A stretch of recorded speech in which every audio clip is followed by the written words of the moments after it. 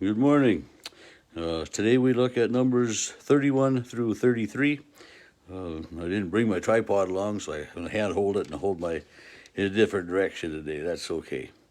So in chapter 31, the Lord speaks to Moses and he says, "Avenge the Midianites." God's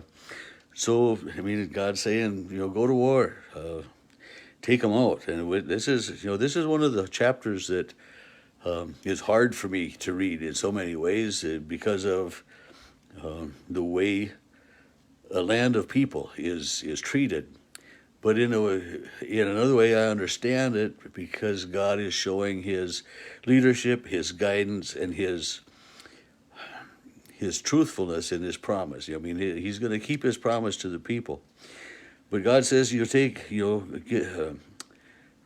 avenge the people of Israel with the Midianites. So they take 1,000 people from each of the 12 tribes, 1,000 men. So they have this army of 12,000 that they send against the Midianites.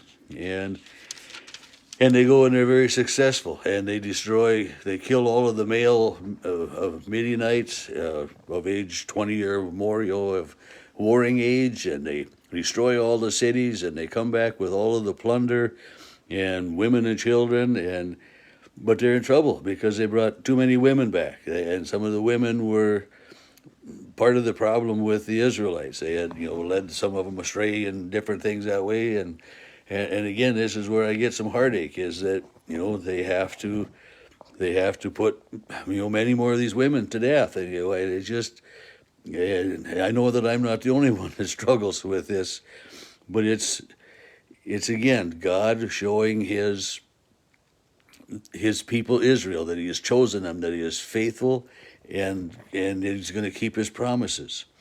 And as you go on through chapter 31, it tells of all of the sheep and the cattle, and the numbers of all of the plunder and everything that was brought back, and how this plunder was divided between the men who went to fight and the rest of the people of Israel. And as it was divided out that way, there was also a share designated for offering to God, as a thank offering.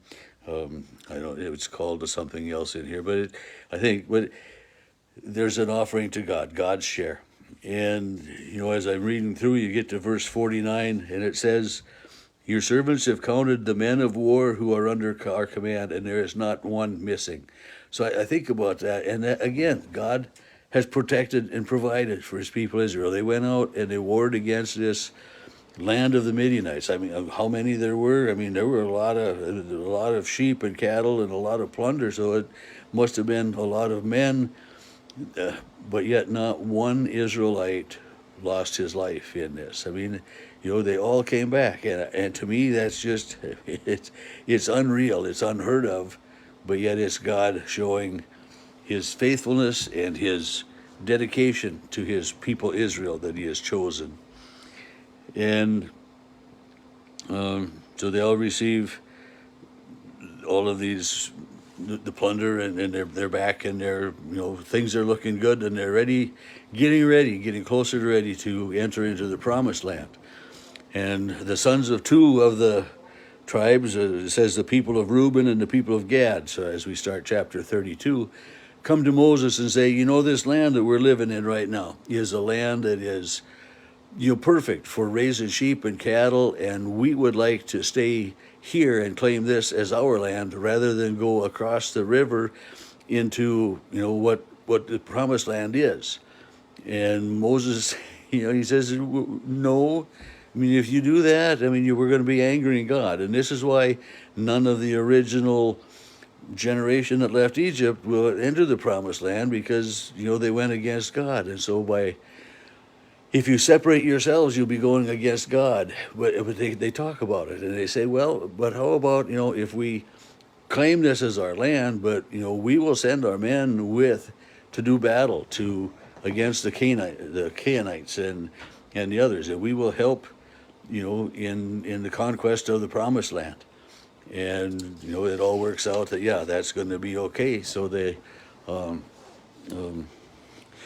they take this land where they are, and they're building walled cities, and it's up until this point in time, as in their wandering, they've been living in tent cities, and so they're building walled cities. And there's quite a few walled cities that these two tribes build. And if you go back, you could see how many people are in these tribes. I mean, there's a lot of people, and they build quite a few cities, walled cities. So they're, permanent places to live. And this is something the Israelites haven't had for 40 years, a permanent dwelling place. But they're building, and they're settling in, and they're taking possession of the land that, part of the land that God has promised that way. And where the cities had been, they are building new cities, and they're renaming them. They are, one of them, the last one that's in chapter 32, that says that Noah went and captured Kenath and its villages and named it after himself. And how many towns and stuff do we know that are named after a famous person or someone who established a land, or we've got a lot of those things. And we've got streets in our cities that are named after people. And so this person named one of the towns, at least, was named after the person who captured it and then rebuilt it and began to live there. So it talks about how they're beginning to settle in, how they're beginning to claim this land now as their own land. And chapter 33 is a review of the wanderings, of the moving, and it's it starts out with they left Egypt and they camped here, and they were in the wilderness of sin, and they were by Sinai, but a lot of places and they set out from here and they camped here, and they set out from here and they camped here. So it's it's the chronological moving of the tribes, of the tribe Israel, of all of the people in their 40 years as they moved and came to the promised land. And then when you get to verse 50 and 51, the Lord speaks to Moses, by the Jordan at Jericho.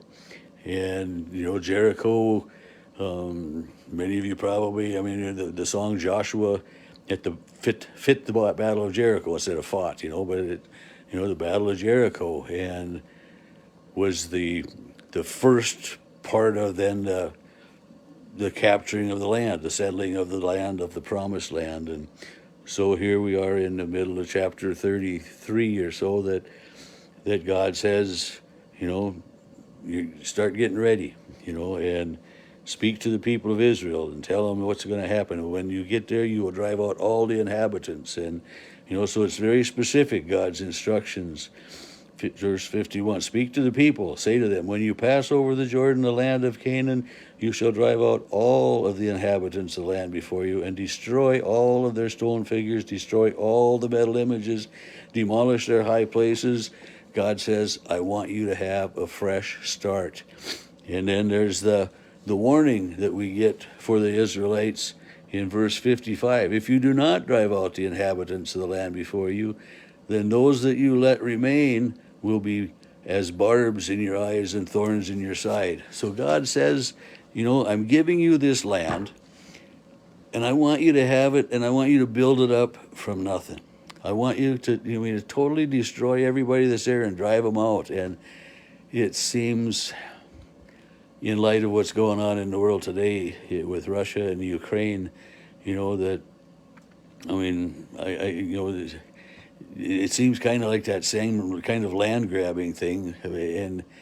But yet, we look at the history of the Bible, and God is providing for his people. And I guess, Putin right now, he's just land hungry, and who knows what's going on over there. But there are a lot of innocent people, both times, that are being impacted by this. And it brings me heartache to see this happening, in the Bible. It brings me great heartache to see it happening in our world today. We should finally get to a point where we would know better, wouldn't we? Don't you think that our leaders would get some common sense? Anyway, In the Bible, God continues to lead and guide and care for his people. And that's what he does for us. He leads and guides and cares for us each and every day as well. May you live richly today in his blessing as always.